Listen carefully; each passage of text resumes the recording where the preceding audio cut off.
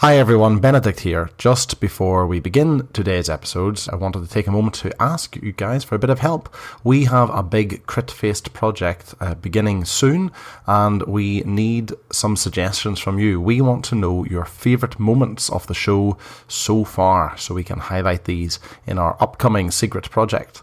So please get in touch with us and let us know what have been your crit-faced highlights of the story so far. Let us know by emailing us at crew@critfacedpodcast.com, or go over to Twitter at critfacednd, or head over to our Facebook page, facebook.com/critfacedpodcast, and hopefully we'll be able to reveal some more details about our top secret project soon. Warning: the following may contain White Walkers. Join fantasy authors Phil Tucker, Timandra Whitecastle, David Benem, Benedict Patrick, and Josiah Bancroft as they roll dice and take on the bad guys in a game of Dungeons and Dragons. 5 authors, 5 worlds, 1 adventure. It's time to get crit-faced.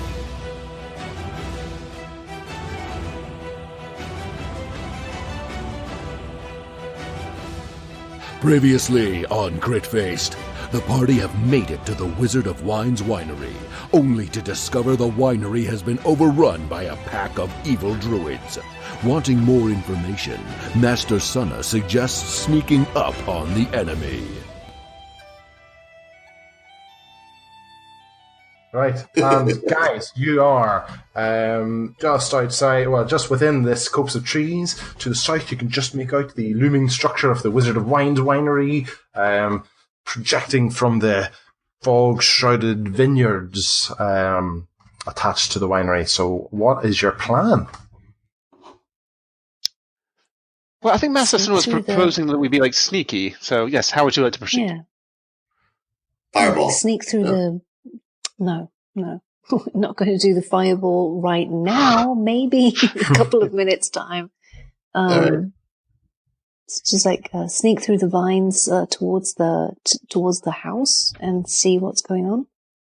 Who are our best sneakers? Like, who's too stealthy among us?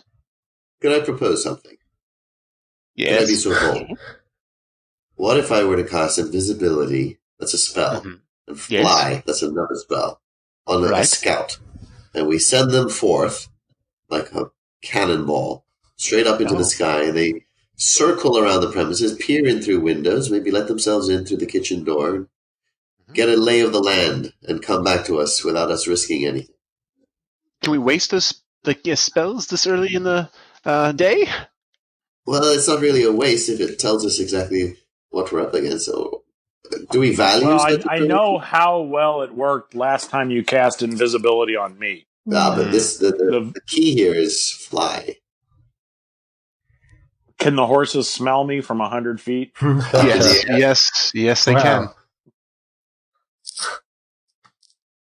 If we're going to do this, I say we should send Master Sunna. I think she has a more level head than I do when it comes to these situations, and also I'm a little scared, just a small amount of frightened. Master Sunna, would you be willing to scout invisibly and aerially? Well, I'm a bit scared of the flying thing. You're very brave. You're very brave. I shall do my best. That's it. I just want to confirm you're definitely going to be able to. They don't both need concentration, is that right? Duration, concentration up to 10 minutes for fly, invisibility, concentration up to an hour. I know we've maybe this is a mistake that I've done before, but I think there's an issue with you casting more than one spell with concentration. But let me just double check for you. I know we have had them going before. At the very least, we can cast invisibility on Master Sunna, and she can. Well, and I could cast invisibility, and you could cast flight, and then we would be fine. That's true. Master, like a tip: as someone who has flown before, you have to flap. You have to flap your arms regularly, like several times a minute. Yeah. Otherwise, you will fall from the sky. Yes, we weren't supposed to have done that the last time. You cannot cast. Basically, your concentration breaks if you cast another spell that requires concentration. So you can only keep one concentration spell on the go at a time. Well, then I will cast invisibility. Mm-hmm. I will cast fly. Since we need to be quiet, I'm going to do this with a sort of a Soto voice. Just a very quiet song on the concertina, and she's now invisible. Remember to flap. But if I'm invisible, you won't see me flapping, will you? I know. I just like to think that it'll be happening. Let's just imagine it. Yes. Okay. So are we doing this? Are they casting? Yes, I have cast invisibility. Okay. Brilliant. Okay. Right, So Master Sunna. You are flying and invisible. What is your plan? My plan is to sort of Go back to fly Vallaki. over. Get the hell out of here. Fly low over the vines towards the house. Okay. In a superhero pose. In a superhero pose. Nobody can see it, but it's amazing. It feels amazing. I know. So the winery, it's in the middle of a vineyard. It's an old 2-story building. There's loads of entrances into it. Sort of dotted all around. It's there's thick ivy covering every wall. The roof line's got like iron fencing along the top of it.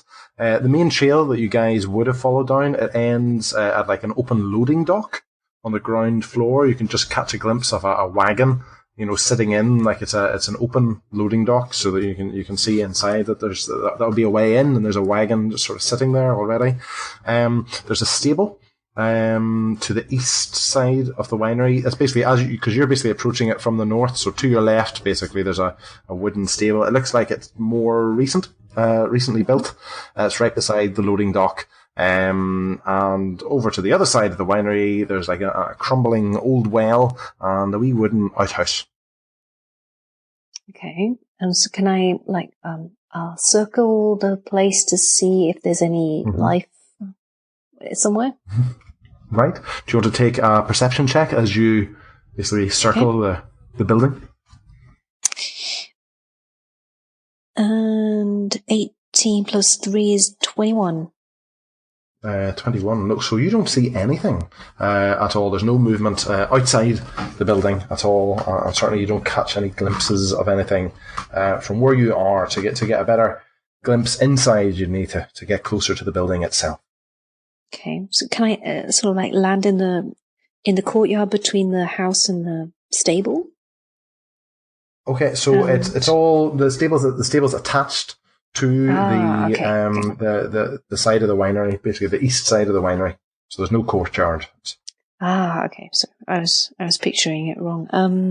But there's a door open, right? There's the dock. The docking. There's actually quite a few. You see, there's quite a few entrances, and there's the most entrances are actually on the north side of the building. That's the building facing where your pals are waiting for you. I mean, the biggest entrance is this entrance to the loading bay. There's also a doorway to the stables. There's another sort of steps up to like a regular, normal door on that side. There's also a door to the west when you circle around the west side of the house, and there's a southern door as well. They're all sort of steps up for people to walk into. The loading bay doors, like the big sort of entrance for the carts to come in and out of. Let's go there. I'll go through the big door then. So the loading door, are you walking in? I'm sort of like, can I sort of like hover in? Okay. So, do you want to take a stealth check? Could try. Okay. I think invisibility gives you like plus 20 or something, right? You get advantage, so you get to roll twice. So I get to roll twice. Plus 40. That's 18 plus 3 is 21 again. Okay. So basically, the loading dock is the ground sort of floor space of it is taken up with this wagon. There's 3 barrels sort of already set within the wagon, sort of braced in there.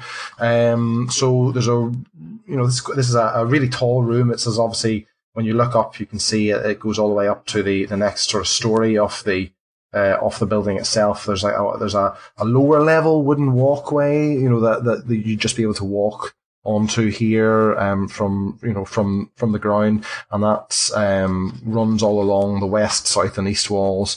Up above you, there's a hole in the ceiling basically, and that's where the wooden arm of the loading crane, with dangles, got sort of ropes and hooks dangling there. But no signs of life. I think no signs of life. There is a door heading.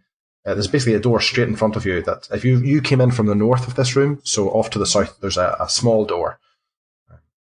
Okay, or, of course, you've got the loading arm up above you, the hole that it sort of dangles through. But there's nothing in the loading like there's no barrel or something? No, it's empty. No. Okay. Then I'll head towards the door, and sort of I'll land and sneak forward towards the door and press my ear against it. Okay. Do you want to take a perception check?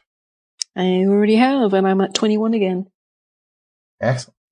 You hear nothing. So this is a bit disappointing. Can I open the door? Yes, absolutely. Sneakily, very quietly? Yeah. I'll let you keep your last stealth check. So there's a very short corridor here, and it ends in a ramp that basically seems to spiral upwards. Also, you've got a set of double doors that head off to your right. So basically, you've got two choices here. You could walk along the corridor and head to your right through these double doors, or you could walk to the very end of the corridor and start going up the spiral ramp that heads up. So if I go to the right, that's probably like the main house, I'm guessing? Yeah, you get the impression that was trying to lead to... Yes, absolutely. You actually, when you were flying around the building, you saw there are actually two turrets on the sort of southwest and southeast corners of the house. So you reckon that this sort of winding ramp seems to be basically making its way up one of the turrets, the sort of southeast turret of the house. Okay. So do I go and look on the turret, or do I continue into the house? I'll go and look into the house. Okay. I'm still invisible, right? You are indeed still invisible. Do you want to take another stealth check for me as you open these double doors? I'll just open the one. 20. Okay. So basically, as you open the door, there's just this rich smell of fermenting wine sort of hits you, and as you kick it open a bit more, this is like the heart of the winery you've just gotten into here. So this is massive. This chamber, it must run the entire width of the building, and it's a 2-story chamber, and is dominated by just 4 enormous wooden casks. They're like, each of them is 8 foot wide, like 12 foot tall. In the middle of the room, there's like a wooden staircase that sort of heads up to the second story, or the next story of the building. There's like windows set into it. There's all these barrels with the Wizard of Wine's winery stacked against like the southern wall. And like there's all these, there's an upper balcony levels basically that seems to, you have to head up the steps to obviously get a better look at that. You can see up at the very, very top of the building, there's like lots of thick rafters, and there's just scores of magpies just sort of quietly perching there. Obviously, they're not looking in your direction. There's also, as you keep looking, the balcony above creaks, and it draws your eye to a wild-looking figure hunched over the cask to the far west. You're at the east side of the room, so on the top, on the sort of second-story balcony, there's somebody pouring a thick flask of syrup into the western cask. So this person appears to be female, wearing a gown made of animal skins, and she's wearing a headdress of goat horns, and her hair is like long and just terrible. Like, she clearly doesn't pay attention to it. And then something suddenly skitters across the floor, maybe like 10 feet away from you, and looks like a tiny creature made of twigs. And it moves from its hiding place under the stairs and disappears behind the cask that's closest to you. Okay, that's creepy. But she hasn't been alerted to my presence through. No, you're invisible and very sneaky. Neither has this twig thing that's scattered across the room. So, is there any other way to get up besides the what was it? There's the big central staircase. That's the only way you can see of getting up to the balcony where this druid is pouring something into the wine cask. And it's made of wood? The staircase? The staircase? It is, indeed, yes. So it's going to be like creaky, horrible, yeah. But can I still fly? You can. Okay, so can I sort of like, I'll jump and fly, hover on the second floor, kind of, to get a better overview? Yeah, so you're flying into the middle of the room and you're raising yourself up so you're level with the druid that's there. So up on that second level, there's each of the casks has like a little, almost like a like a wee platform that moves out to it so that people can do exactly what the druid's doing, pour stuff into the cask. It's, it's sort of overlooking like the wine. You can see here from the top that, there's each of the casks has a wooden lid at the top of them. The druid's opened the westernmost cask. There's no other sign of life up here. There's 4 windows to the south that's letting in light. There's a door on the far western wall, and there's a door on the eastern wall. The druid is the only person you can spot here. As you continue to watch, there's more skittering around. You get the impression there's actually quite a large number of these twig-like creatures down below, moving around like hiding underneath and within just the various paraphernalia that's littering the fermentation chamber floor. So, I'm not sure what to do now. I can either fly back and tell the rest of the group that I have found evidence that there is at least one druid and a number of these tree creatures, or I could try to talk to this woman. I'm guessing. I don't know. Can we just sort of like have an out of character huddle? I don't know if we should do that, Master Sunna. I think maybe this should be. I think all this on should you. Be. Yes. We should have had that. Wasn't there like a telephone spell that Phil had? He has to be able to see. He has to be able to see you, I believe. Well, I will say that it has occurred to me that, like, since we've just been standing here and she's been gone for a little while, that we should have talked about an eventuality, and perhaps, Tarford, you could use your magic, like, whispering thing that you did with me that one time, which was very creepy, just to connect and see how she's doing. Is that how message works? Yes, it's like a call back and forth, I believe. Are you able to do that, Lord Telephone, without seeing Master Sunna? Definitely. Of course he is. Yes. I like your optimism, but I'd like to back that up with cold hard facts. Well, he's taking a short rest. You see, he's rather old and he does fall asleep, and so I will rouse him with my toe. Lord Toffrin, Sir, Lord McGrag, can you just shake him like lightly? Can I place my underarm over his nose? Don't kill him! Don't kill him! Don't! It has to gently. He has to be able to see the target. I think we established last time he has to be able to see the target, and you have to be within 120 feet. He has to be able to point his finger towards you and then whisper a message. So he obviously cannot. We've killed Lord Talfrin for nothing, and so now back to our regularly scheduled program. Master Sunna, what are you doing? I'm deciding on whether to. I know. So, what's your decision? I'm sort of I'd like to know what she's doing. Like, what is she pouring into this? Because I'm not an expert in making wine, but I do understand the process that you're not actually supposed to, like, if the wine is in the huge caskets, then you don't actually pour other stuff into it. So that's probably not a good thing that she's doing. Do you want to take a nature check? Sommelier check. Nature to find out like what she's pouring into it, or yeah. Okay, but could I discern that even? I don't know. I have a Depends nature. what your roll is. Okay, so a 14. A 14. No, to be honest, you're not too sure what's going on. I'm afraid. You bright green and corrosive. No, there's nothing. There's nothing about what you can see that gives you any clue as to what she's doing.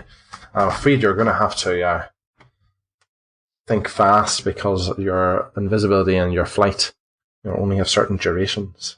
Well, I mean, the thing is that if I become visible again, then I could I could sneak up on her and sort of become visible behind her with my trusty sword to her throat, kind of thing. Yes, but that's already very intimidating. As soon as you attack, you will become visible. Or I could just, say, "Hey, what's going on? I'm, I want wine." Yes. I like the sneaky, but I think it's more in character of Master Sunna to try and engage in a conversation. Okay. So I'm going what are you doing? I'm going to go back down to the door. And become visible and close the door loudly behind me. So, just so are you... Just so you know, Master Sunna, once you become visible, that's it. That's it. What? Then I'm going to die? Yes. No more invisible. Yes. No more invisible. The spell ends. Okay, so you can't go in and out. Are you? I'm not planning. Sorry. I'm not planning to become invisible again. Okay. All right. I want her to see me. So you're heading down back to the ground floor, and you're slamming the door to draw her attention to you. Is that right? Okay. Yep. So you slam the door, and you become visible straight away. Mm-hmm. Is that right? Yes. So the figure stiffens and looks in your direction. You've got a split second. What are you doing? I show her both of my hands that I am not carrying weapons right now, and I say, "Well met. Is this the winery of the wizard?" So the druid lifts up both her hands. You can see there's almost that her nails have grown to the stage where they're almost claw-like, and still wearing her sort of goat sort of headdress. She just looks at you with like wild eyes. Her pupils are basically pinpricks, and she just shouts out in this language you've never heard of before. It sounds almost like animal howling. And those wee twig creatures that you saw scuttering across the room, just a colossal swarm of them. It must be about 24 of them, just sort of heaved together from wherever they were, like hiding within the barrels or underneath the big sort of vats, and they sort of surged across the room towards you. Do you want to roll for initiative, please? Crit Faced is a weekly Dungeons & Dragons podcast. To make sure you never miss an episode, and to get an exclusive prequel episode of the podcast, where you can find out what our characters were up to before this adventure began, head over to critfacedpodcast.com and join our Crit Faced fan group.